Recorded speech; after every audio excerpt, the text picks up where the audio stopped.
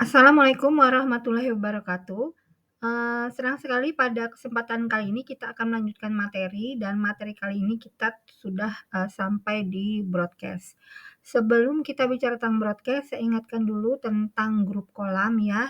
Untuk grup kolam mungkin, untuk materi-materi sebelumnya kita sudah arahkan supaya kita sudah punya grup kolam sendiri. Nah, pertanyaannya bagaimana supaya grup kolam kita itu membernya banyak. Yang pertama kita bisa wapri satu-satu ya, kita WA satu-satu teman-teman yang ada kontaknya di WA kita. Kemudian bisa juga kita, sebarkan itu di mana namanya, di status WA atau di sosial media kita gitu ya, itu bisa kita lakukan. Tapi cara tercepat biasanya yang bisa kita lakukan adalah dengan broadcast. Broadcast itu apa sih? Broadcast itu adalah salah satu fitur di WA. Kita akan bicara lebih jauh nanti. Nah, sebelum kita melakukan broadcast, ada hal-hal yang wajib kita tahu. Yang pertama, mindset sebelum broadcast. Jadi mindset kita harus dibetulin dulu bahwa broadcast ini adalah sekedar sebuah fitur dari WA. Ini memang fitur resmi dari WA yang diberikan WA kepada pengguna WA untuk memudahkan mengirim pesan massal secara langsung banyak. Jadi kalau misalkan kita, WA satu-satu itu kan capek ya, misalkan kita butuh mengirim pesan yang sama ke 10 orang, 20 orang, 100 orang, atau maksimal 256 orang, maka kita bisa menggunakan fitur broadcast ini. Jadi ini adalah fitur resmi dari WA. Jadi nggak usah takut gunakan ini asal menggunakan cara yang benar. Yang kedua, sebelum kita melakukan broadcast, kita perlu melakukan persiapan. Persiapannya pada prinsipnya ada 2 macam, yaitu yang pertama, database yang mau kita kirim, kontak WA yang mau kita kirim itu harus database yang sudah saling save kontak. Jadi misalkan saya mau mengirim ke Rani, Rani harus save kontak saya dan saya juga harus save kontak Rani. Kalau misalkan saya save kontaknya Rani tapi Rani nggak save kontak WA saya, maka itu nggak akan terkirim pesan WA-nya. Jadi pertama harus saling save kontak. Yang kedua, itu minimal kita harus saling mengenal dulu.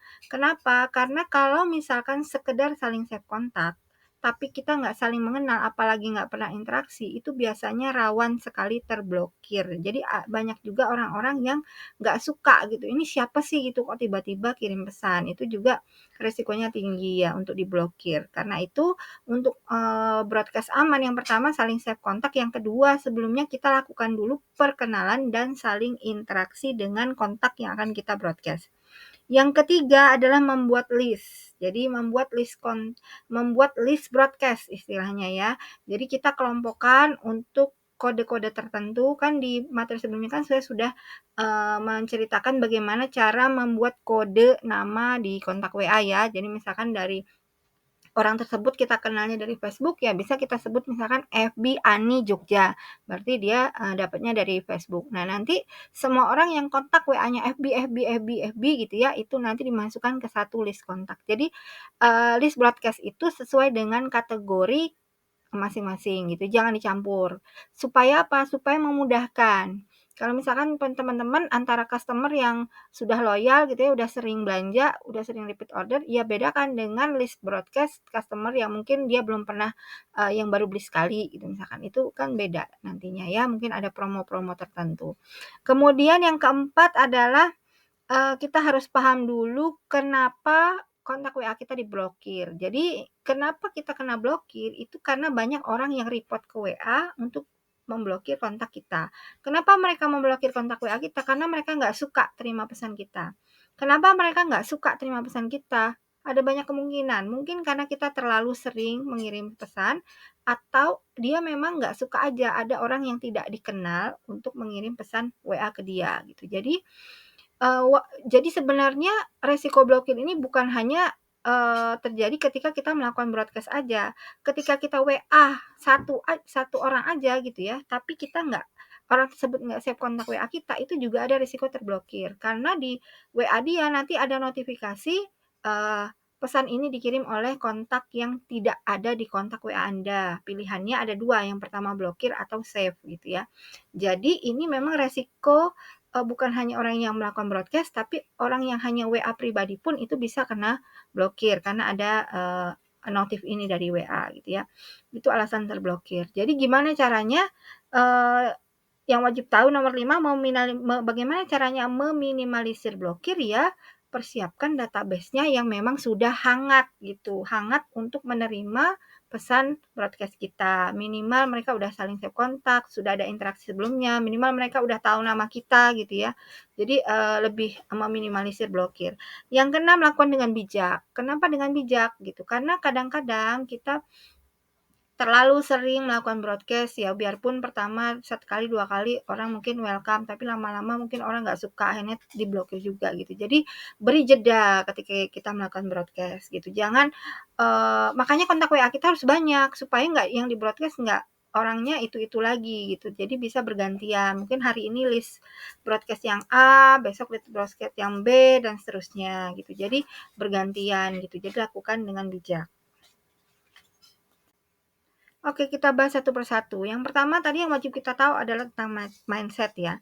Jadi broadcast ini itu adalah fitur resmi ya, fitur resmi dari WA yang bisa kita manfaatkan, memudahkan kita mengirimkan pesan massal secara banyak kontak, maksimal 256 kontak ya, itu dengan pesan yang sama. Jadi sebenarnya kalau kita tahu cara penggunaannya, ini sangat-sangat memudahkan. Jadi hemat waktu, hemat tenaga ya, bayangkan sangat hemat waktu. Bayangin kalau kita WA-in satu-satu ada 100 kontak, itu pegelnya kayak apa dan berapa lama waktu yang kita butuhkan gitu. Tapi kalau kita menggunakan broadcast itu hanya satu kali klik itu langsung terkirim ke semua. Jadi benar-benar efektif, efisien ya, dan mudah. Tapi yang penting adalah harus tahu caranya, karena kalau enggak memang ada resiko keblokir. Nah, hal yang kedua tadi adalah persiapan. Jadi bagaimana kita menyiapkan database yang mau kita broadcast itu adalah hal utama pertama dan ini hal yang sangat penting kita lakukan supaya meminimalisir resiko blokir.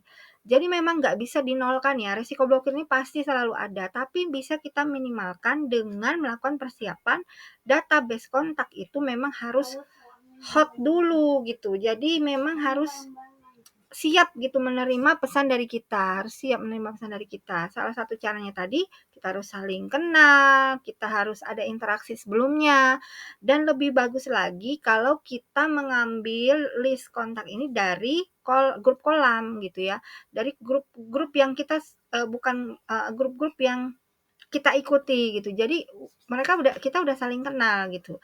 Jadi itu hal utama dan pertama yang harus kita persiapkan sebelum kita melakukan broadcast.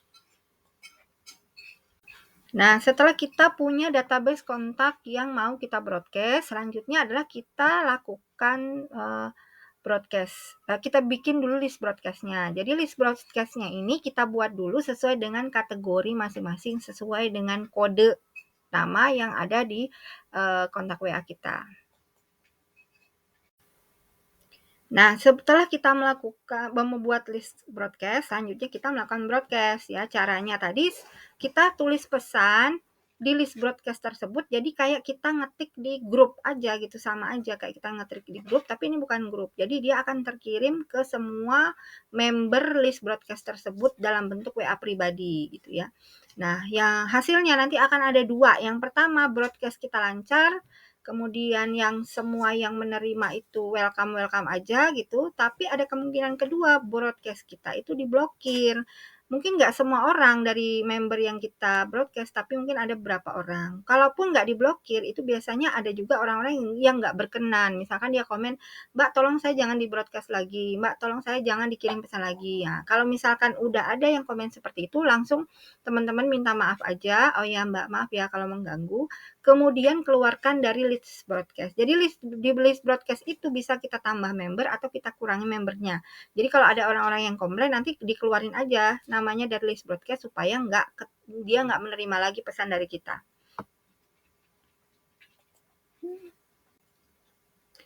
Nah, kita bicara lebih jauh tentang materi teks yang dikirim di broadcast tersebut ya. Kita harus perhatikan 2 hal. Yang pertama values-nya, yang kedua adalah misi kita apa di situ.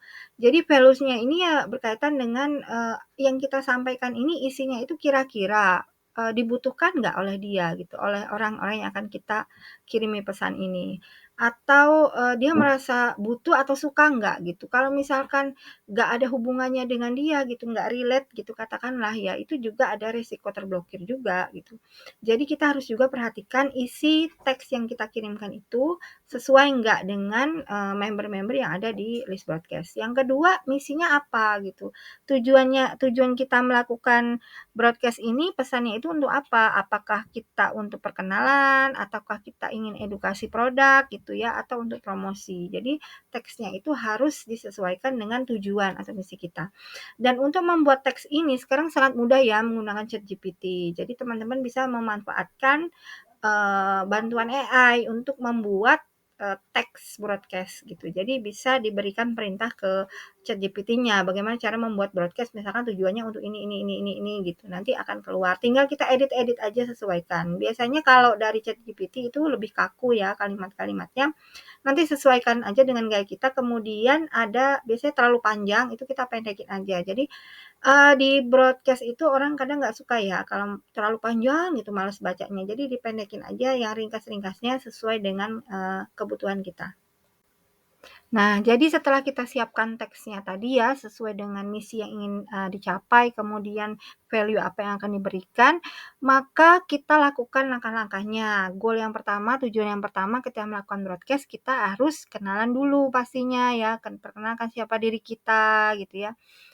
Siapa kita, karena kan kita kadang-kadang hanya kenalannya, di dunia maya, jadi kadang mereka nggak kenal, jadi harus kenal. Yang kedua, kita melakukan interaksi ya, interaksi ini dalam teks-teks interaksi itu bisa berupa pertanyaan atau polling gitu ya, bisa kita buat teks-teks seperti itu. Sebelum kita ke inti dari, broadcast promosi misalkan. Yang ketiga, barulah kita melakukan promosi. Jadi yang pertama kita harus kenalan dulu, kemudian kita melakukan interaksi dulu gitu ya, jadi teks-teksnya itu interaksi dulu, baru mungkin, broadcast yang ketiga baru kita, lakukan promosi. Jadi kadang-kadang memang nggak bisa langsung ya, langsung tiba-tiba kita jualan gitu juga kadang-kadang orang nggak suka gitu, jadi harus ada, tahapan-tahapannya.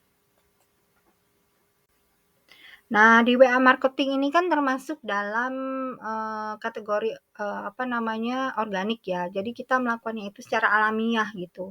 Jadi, jika kita ingin adanya transaksi, itu harus ada interaksi dulu gitu. Jadi benar-benar yang namanya organik itu memang butuh waktu ya, butuh waktu. Tetapi kalau database-nya itu udah jadi, kita mau jualan apa aja itu pasti ada yang nyangkut gitu insya Allah.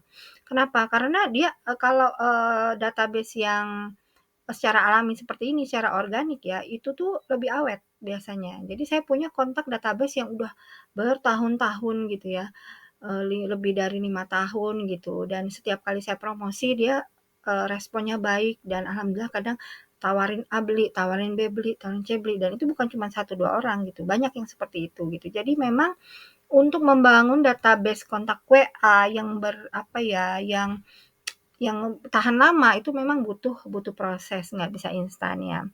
Dan kita harus ingat juga bahwa orang yang membeli itu karena mereka percaya dengan kita gitu. Jadi bangun dulu kepercayaan, maka cuan hanya masalah waktu aja. Jadi kadang-kadang saya juga, sering kok ngalamin, misalkan saya tawarin kelas ini, dia belum daftar sekarang, tapi ketika batch kedua, batch ketiga gitu baru daftar gitu. Jadi itu hanya masalah waktu aja. Kalau kita sudah membangun hubungan yang baik gitu ya, ibaratnya target marketnya itu udah tepat gitu. Jadi mereka juga welcome dengan pesan-pesan dari kita gitu. Nanti mereka membeli itu hanya masalah waktu aja, masalah ketika mereka mungkin punya dana lebih gitu, nanti tinggal nunggu aja, tinggal tunggu waktu aja. Nah, jadi kesimpulannya walaupun broadcast ini adalah fitur otomatis yang diberikan WA gitu, yang membuat kita praktis, tapi kita harus melakukannya juga dengan secara alami ya. Jadi ibaratnya perlakukan orang itu sesuai dengan apa yang kita ingin kita diperlakukan juga gitu. Jadi misalkan kita ngerasa risih ketika di-broadcast terus, terima pesan berantai terus gitu ya, maka orang juga mungkin nggak suka juga sama dengan kita gitu. Jadi, perlakukan aja orang itu sesuai dengan kita ingin diperlakukan gitu. Jadi ini mindset yang sangat-sangat penting ketika kita melakukan broadcast. Nah, jadi, berdasarkan pengalaman saya selama ini sekitar 5 tahunan ya melakukan broadcast gitu, bahkan dari zamannya BlackBerry itu memang sudah menggunakan fitur broadcast. Jadi keberhasilannya gitu secara analisis ya datanya, itu yang menyebabkan keberhasilan kita melakukan broadcast yang pertama adalah broadcast akan berhasil jika database kita banyak dan tertarget. Jadi kalau kita punya database yang banyak dan tertarget itu ya sesuai dengan target market kita gitu insya Allah pasti akan ada gitu yang beli gitu dan omset omset akan jauh lebih stabil ya. Dan yang kedua, berdasarkan data analisis, broadcast ini akan berhasil jika database kita itu sudah hangat ya. Sudah hangat itu artinya sudah saling mengenal gitu ya, kita udah saling mengenal, kemudian sudah terbangun interaksi gitu. Jadi itu jauh lebih tinggi tingkat closing-nya dibandingkan kita hanya save kontak gitu ya, sekaligus banyak tapi kita nggak kenal siapa orangnya dan nggak tertarget juga gitu. Jadi cuman menu-menuhin HP aja gitu dan HP kita jadi lemot ya kalau kontak WA banyak gitu. Tapi kalau nggak ada manfaatnya, nggak mendongkrak omset juga kenapa juga gitu. Jadi lebih baik saya tuh punya 3 HP ya, 3 WA di 3 HP. Ada satu WA yang baru, baru baru baru baru berapa, eee, belum ada 1 tahun kayaknya ya saya pakai nomor WA-nya itu, dan kontak WA-nya kalau yang yang HP yang lama itu kan ada sampai 9.000. Kalau yang ini tuh baru sekitar 1.000 lebih ya, 1.700 atau berapa gitu. Tetapi tingkat closing-nya cukup tinggi. Kenapa? Karena, menggunakan cara ini gitu. Jadi benar-benar kontak WA itu kita benar-benar saling save kontak dan sering interaksi karena saya punya banyak grup kolam, jadi interaksinya di grup kolam dan biasanya kalau kita adminnya ya, itu orang cenderung lebih kenal. Kadang kan kita nggak kenal semua orang ya, tapi orang kenal admin grup gitu. Jadi memang kelebihannya kalau kita punya grup kolam dan jadi admin di situ, itu lebih mudah dikenal orang. Jadi secara branding kita itu lebih dapet, kemudian dari tingkat kepercayaan orang akan jauh lebih percaya kalau kita adminnya gitu. Jadi dengan membangun grup kolam itu sangat-sangat membantu sekali ketika kita melakukan WA marketing, kita mau jualan apa aja gitu ya. Karena itu jauh lebih meningkatkan kepercayaan gitu, kepercayaan member-member gitu. Jadi mereka lebih mudah mengenal kita kalau kita sebagai admin grup. Nah, untuk memudah mengingatkan, saya bikin timeline-nya jadi broadcast. Yang pertama, kita harus kumpulkan database yang banyak. Ingat, database-nya harus tertarget menggunakan lead magnet, ya. Kemudian, dan juga saling save kontak. Dia save kontak kita juga save kontak dia. Ini hal-hal utama dan pertama yang penting untuk melakukan broadcast. Kemudian ketika kita save kontak, kita harus beri kode untuk memudahkan ketika kita membuat list broadcast. Jadi beri kode, misalkan misalkan di satu grup Canva, misalkan kita sesama member grup Canva, maka beri kode misalkan ketika save kontaknya itu Canva Ani Jogja gitu misalkan ya. Jadi oh kita tahu nih, oh ini dia dari grup Canva. Nah, ketika kita pengen jualan berkaitan dengan Canva, mungkin kita bikin suatu saat kita pengen jadi affiliate kelas Canva. Nah, kita bisa broadcast orang-orang yang tadi sudah kita save kontak dengan kode Canva gitu ya. Jadi kebayang ya, kode ini sangat diperlukan ketika kita membuat list. Jadi langkah yang ketiga adalah buat list base sesuai dengan kode tadi. Kemudian kita buat teks broadcast-nya. Gunakan ChatGPT kalau teman-teman kesulitan mengarang sendiri gitu ya, atau saya sering sekali apa namanya ATM gitu. Lihat kadang kita sering terima pesan-pesan ya di WA, kita lihat aja kalau itu bagus nanti kita tinggal ATM aja, sesuaikan gitu. Sesuaikan kalau atau menggunakan ChatGPT juga lebih mudah. Oke, segitu dulu materi dari saya. Kalau misalkan masih sulit dipahami, teman-teman ulang-ulang aja gitu penjelasan ini supaya benar-benar paham. Kalau ada hal yang pengen ditanyakan, silakan tanyakan di grup WA. Yang penting praktek gitu ya. Ketika teman-teman praktek nanti akan tahu. Dan untuk broadcast ini jangan langsung banyak ya. Jadi coba dulu ke keluarga. Misalkan kita masukkan di list biasanya itu 10 kontak keluarga atau teman yang kira-kira mereka tuh nggak bakal protes gitu kalau kita kirim broadcast. Nanti bisa kalau misalkan apa sudah coba 10 kontak, kita naikin jadi 20 kontak misalkan, atau 50 kontak, baru 100 kontak gitu. Sampai akhirnya nanti benar-benar kita paham betul alurnya, bisa membuat teks yang nggak bikin orang sebel gitu ya, dan bisa mengatur jeda waktunya, sehingga akhirnya kita bisa setiap hari broadcast lancar tanpa blokir gitu. Itu butuh keterampilan, butuh jam terbang, dan juga butuh database yang banyak gitu ya. Sekian dulu dari saya, semoga bermanfaat. Assalamualaikum warahmatullahi wabarakatuh.